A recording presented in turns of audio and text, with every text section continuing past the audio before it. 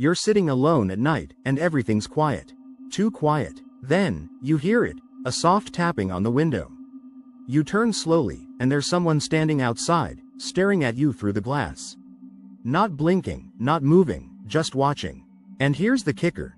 It's not someone you recognize, but they feel familiar, like they've been watching you for a long time. Now, let me take you back to the beginning, where all this started. Rachel had just gotten out of a 5-year relationship with Tom, and let me tell you, the guy was suffocating. He wasn't just possessive, he was obsessed. He'd check her phone, track where she was, like he couldn't breathe without knowing what she was doing every second of the day. It got to the point where she felt like she was drowning, so she finally left him. It wasn't easy, he begged, he pleaded, but Rachel wasn't having it. She felt free for the first time in years. But then, a week later, things started getting weird.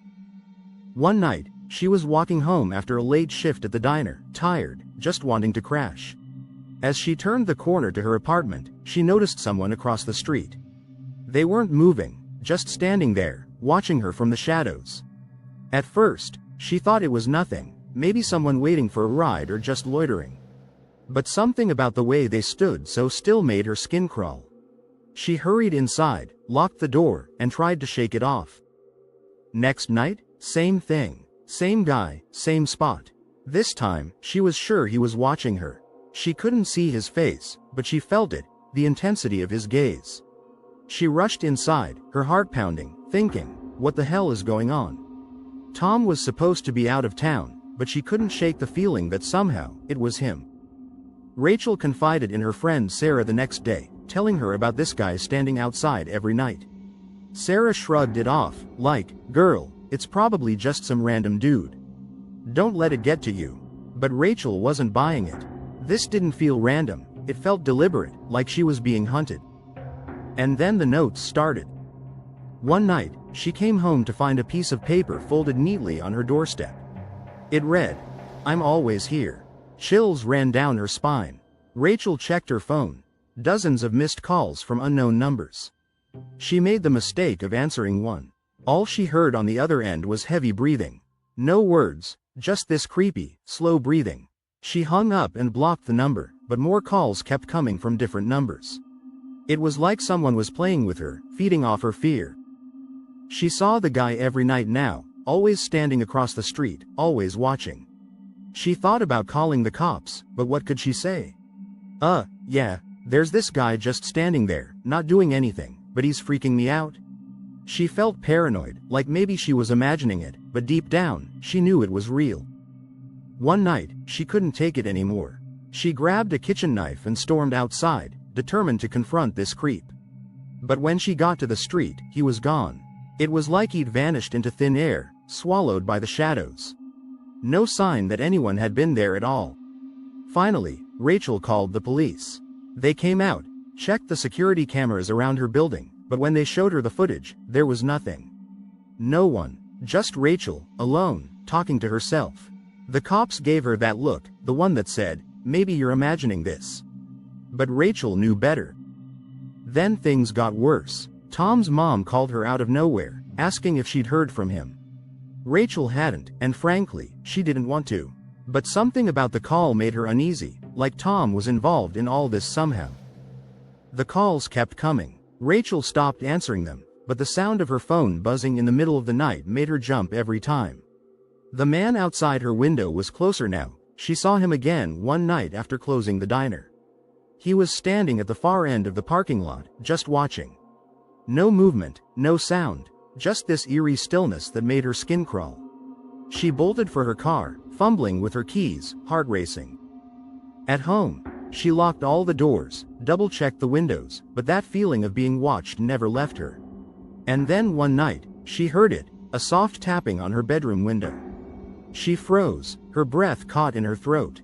When she finally looked, there he was, standing just inches away from her on the other side of the glass. His eyes were dead, unblinking, and it wasn't Tom. It was someone else entirely. She screamed, grabbing her phone, but by the time the cops arrived, he was gone. No trace. But the tapping? That sound stayed with her, replaying in her mind over and over again. Rachel barely slept after that. She checked every room, every closet, but no matter what she did, the feeling of being watched followed her, even during the day. And then she got the call. Tom was dead, found in his apartment, hours before she saw that man at her window. Rachel's blood ran cold. If it wasn't Tom, then who was stalking her? She told Sarah about it, but her friend's face had that pitying look. No one believed her anymore. Rachel was starting to wonder if she was losing it, too. But then the footsteps started. Slow, deliberate, pacing just outside her door. She called the police again, but as usual, nothing. No signs of entry, no footprints, no cameras catching anything. Rachel stopped going to work, too scared to leave her apartment. She started leaving all the lights on, hoping the brightness would keep whatever this was at bay. But the calls, the tapping, the presence, it didn't stop. She called an old friend, Ethan, hoping having someone around would help. He worked in security, so maybe he'd understand. The first night he stayed over, everything was quiet. Rachel almost started to feel normal again. But on the second night, Ethan heard it too. The tapping, soft, steady, coming from the living room window. He grabbed a flashlight and went to check, but of course, no one was there. Ethan stayed up all night after that, keeping watch, but nothing else happened. The next day, Rachel found another note on her doorstep. He's coming. No fingerprints, no clues. Just more fear. They installed security cameras around the apartment, hoping to catch something. But every night, the footage was the same, static. Nothing but static. And then, one night, when Ethan left to grab dinner, the power went out. Rachel sat in the dark, her pulse racing. She could hear something, soft footsteps coming from the hallway. They got closer and closer until they stopped right outside her door. She held her breath, heart pounding in her chest. Suddenly, the lights flickered back on. And there he was, standing at the end of the hallway, staring right at her. His face wasn't monstrous, it was hollow, like a shell of a person. But it wasn't Tom. It was something darker, something that had been feeding off her fear all along. It wasn't about Tom anymore. This thing had latched onto her long before that, feeding off her isolation, her guilt, her fear. And the more afraid she got, the stronger it became. It wasn't going to kill her physically, it was going to consume her, piece by piece, until there was nothing left. But Rachel wasn't going to let that happen. Not this time. She stood her ground, faced it, and whispered, "You're not real. You're not me." The figure hesitated, and for the first time, Rachel felt its grip loosen. It flickered, like a shadow losing its form, until finally, it faded into nothing. Rachel was left standing in her apartment, alone but free. And that, my friends, is how she took her life back from the darkness that had been haunting her. Let's go for story number 2.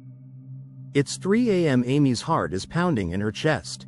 She's standing in this cold, damp basement, staring at an old, cracked mirror. The thing is, she's not alone. Behind her, reflected in the glass, is this shadowy figure, barely visible, but there. The mirror isn't just a mirror, it's a trap, a curse. And Amy, well, Amy's at the breaking point. She's faced with an impossible choice. Destroy the mirror and risk losing herself completely, or submit, and let the nightmare take her like it took Rachel. But let me take you back to how all this started. Amy was just trying to survive, honestly. She'd been barely scraping by, juggling bills, and rent was becoming a serious problem. When Rachel answered her ad for a roommate, it seemed like a gift from the universe. Rachel, quiet, polite, even paid her rent early. It was like a perfect setup. Amy felt lucky, finally, like things were looking up. At first, it was smooth sailing. They barely crossed paths. Rachel was the kind of person who kept to herself, rarely seen during the day, which suited Amy just fine. She enjoyed her privacy too, and as long as the bills were being split, why question it? But then, things started to feel a little off. Weeks went by, and Amy started noticing strange little details about Rachel. She was never around during the day. Her bedroom light was always off, even when Amy knew she was home. It was like Rachel lived in the dark or only came out at night. But hey, everyone's got their quirks, right? What really got Amy's attention was how spotless Rachel's side of the apartment was. No dishes, no trash, no hair in the bathroom. It was almost like Rachel didn't exist in the apartment. That's when things got weird. One night, Amy knocked on Rachel's door, just to ask about splitting the utility bills.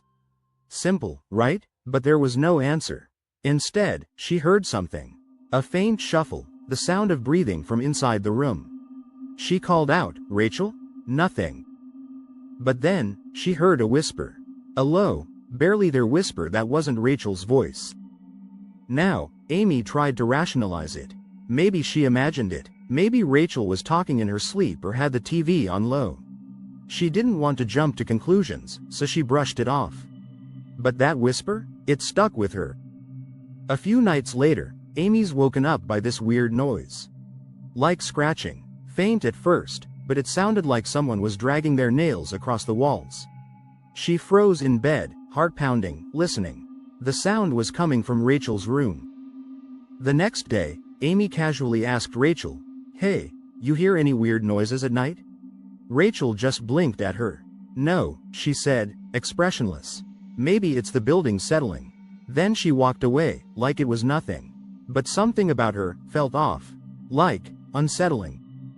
And it didn't stop there. Late at night, Amy would start hearing whispers. Not just once. It happened every night. Around 3 a.m. they'd start faint, then grow louder, until it felt like they were right outside her door. And she couldn't shake this feeling. This overwhelming sense that someone, or something, was in the apartment with her. Watching her, even when she knew she was alone. That's when the sleep problems started. Amy would wake up in the middle of the night, heart racing, convinced someone had been in her room. She always locked her door before bed. Always. But her door would be wide open when she woke up. Paranoia set in deep. Little things around the apartment started shifting. A book she hadn't touched would be on her bed. Her keys, left in the kitchen, appeared on the coffee table. It was like someone was moving her stuff around, messing with her head. Amy had had enough. One day, while Rachel was gone, she decided to check Rachel's room. Just to see. But the door? Always locked. Day and night. What was Rachel hiding in there? And then came the text. 3 a.m. Amy wakes up, her bedroom door wide open again. Her phone buzzes. It's a text from Rachel. "Are you okay?" But Rachel wasn't home. Amy knew this because she hadn't heard her come in. Her blood ran cold, heart pounding. She called Rachel's phone. No answer. The dread was building. What the hell was going on? That's when Amy ran to the living room, shaking. Everything was silent, but Rachel's door? Wide open for the first time since she moved in. Amy felt her breath catch in her throat. She hesitated, but eventually, curiosity got the best of her. She stepped closer. Inside the room, it was empty, completely bare. No bed, no clothes, no signs that anyone had ever lived there. Amy stood frozen, her mind racing. How was this even possible? Then she saw it. On the wall, written in what looked like dried blood, "You were never alone." That's when everything clicked. Panicked, Amy backed out of the room, her hands trembling. Her entire body screamed run, but her legs felt like lead. She knew she had to get out of there. But as she turned to leave, she heard it again. That low, whispering voice. "Amy." She bolted for the front door, fumbling with the lock, and ran out into the hallway, down the stairs, gasping for breath. But even outside, even with the cold night air hitting her, that feeling, that presence, followed her. Amy spent the night in her car. She couldn't go back. She needed answers. Who was Rachel? Was she even real? The next day, she called the building manager. "Rachel? There's no one by that name in the records," he said. "You're the only one on the lease." Now Amy knew something far darker was at play.